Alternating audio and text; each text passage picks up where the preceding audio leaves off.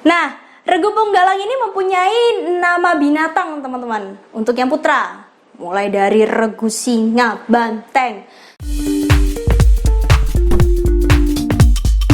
Video ini dipersembahkan oleh Radar Edukasi, berbagi wawasan menambah pengetahuan. Hai teman-teman, bertemu lagi dengan Karota dalam Radar Edukasi, berbagi wawasan menambah pengetahuan. Pada kesempatan kali ini kita akan membahas salah satu materi kepramukaan, yakni Pramuka Penggalang.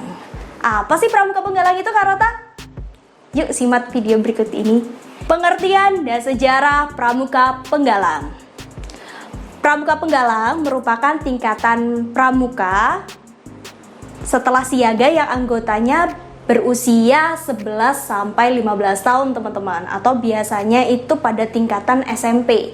Akan tetapi jika di SD itu ada kan, kalau kelas 6 itu yang berusia 12 tahun kan, teman-teman. Nah, dia tuh udah masuk kategori penggalang. Jadi di SD itu terdapat dua golongan. Ada pramuka siaga dan pramuka penggalang. Tapi teman-teman, yang membedakan di sini adalah ketika di SD itu pramuka penggalangnya tuh hanya boleh mengambil tingkatan TKU-nya itu maksimal sampai ramu, teman-teman.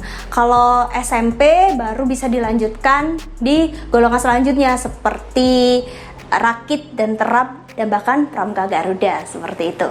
Nah, untuk sejarahnya itu sendiri adalah disebut Pramuka Penggalang karena sesuai dengan kiasan pada masa penggalangan perjuangan bangsa Indonesia, yaitu ketika rakyat Indonesia menggalang dan mempersatukan dirinya untuk mencapai kemerdekaan dengan adanya peristiwa bersejarah berupa Kongres Pemuda Indonesia yang dikenal dengan Sumpah Pemuda pada tahun 1928, seperti itu. Jadi penamaan golongan setiap anggota pramuka itu tidak sembarangan, teman-teman, seperti itu. Lanjut. Nah, adapun kode kehormatan pramuka penggalang itu ada dua, teman-teman. Yang pertama, Trisatya atau 3 kesetiaan anggota pramuka, dan Dasa Dharma yakni 10 janji pramuka. Nah, yang akan Karota bahas di sini adalah Trisatyanya, teman-teman. Karena kalau Dasa Dharma itu baik siaga, penggalang, penegak, pandega, bahkan anggota pramuka yang sudah lanjut usia itu sama Dasa Dharmanya, teman-teman. Yang membedakan di sini ada Trisatyanya. Nih, Karota sudah kasih tanda di sini. Jadi mempersiapkan diri. Jadi untuk penggalang itu mempersiapkan diri, teman-teman. Kalau sudah penegak, pandega sudah beda lagi, seperti itu. Lanjut. Satuan Pramuka Penggalang. Nah, kalau di siaga itu Pa dan Putri itu dijadikan satu, teman-teman. Papi jadi satu. Kalau misalnya berkemah nih, teman-teman, jadi satu pangkalan atau satu sekolah itu boleh tendanya sebelahan. Antara tenda putra dan tenda putri itu masih boleh ketika satuannya masih siaga. Tapi ketika sudah mulai penggalang itu sudah mulai satuan terpisah. Putranya ya blok putra, putrinya dengan blok putri. Jadi tidak boleh bersatu walaupun itu sama-sama satu sekolah, seperti itu. Karena kita sudah satuan terpisah. Nah, satuan terkecil dalam penggalang disebut regu, teman-teman. Biasanya setiap regu diketuai oleh seorang pemimpin regu atau ketua regu, teman-teman, yang dipilih oleh anggota regu itu sendiri. Nah, dalam gugus depan penggalang yang berisi lebih dari satu regu, baik putra maupun putri, dipimpin oleh pratama untuk yang putra dan pratami untuk yang putri. Nah, regu penggalang ini mempunyai nama binatang, teman-teman, untuk yang putra. Mulai dari regu singa, banteng, kalajengking, terus semut, kuda, singa, macan, dan masih banyak lainnya. Jadi kalau putra itu nama binatang. Nah, kalau yang putri, teman-teman, itu adalah nama bunga. Jadi mulai dari dahlia, mawar, melati, terus wijaya kusuma, terus masih banyak lagi pokoknya nama-nama bunga kayak gitu teman-teman. Itu yang membedakan penggalang dengan golongannya lainnya.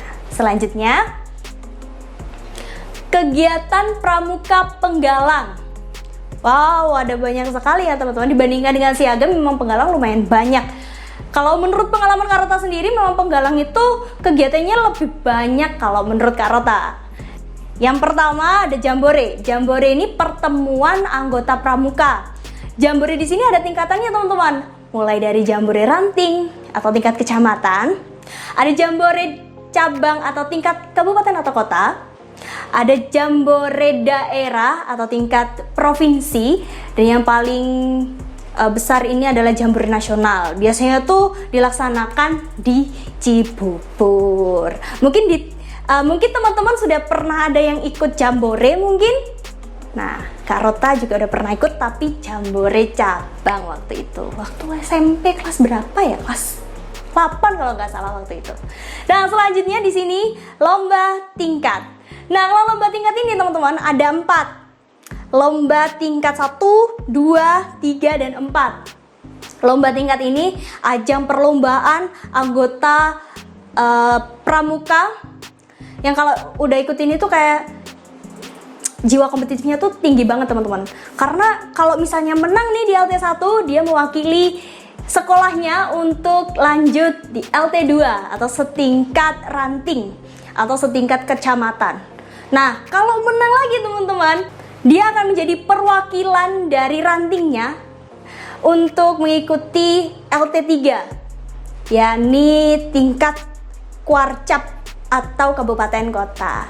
Nah, kalau menang lagi teman-teman, ikut LT4 nih teman-teman. LT4 ini biasanya setingkat provinsi.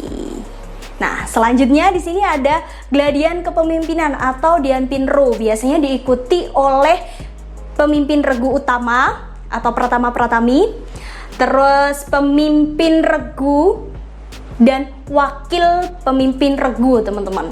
Jadi diikuti oleh pemimpin-pemimpin, tujuannya untuk memperdalam kepemimpinan. Jadi biar bisa memimpin regu atau teman-temannya seperti itu. Selanjutnya ada penjelajahan. Nah, ini kegiatan yang paling menyenangkan teman-teman, yang kita tunggu-tunggu.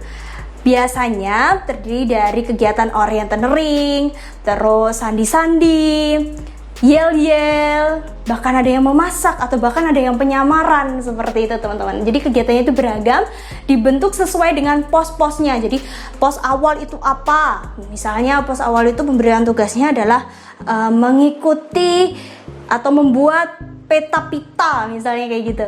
Lanjut di pos 2 misalnya tugasnya adalah PBB.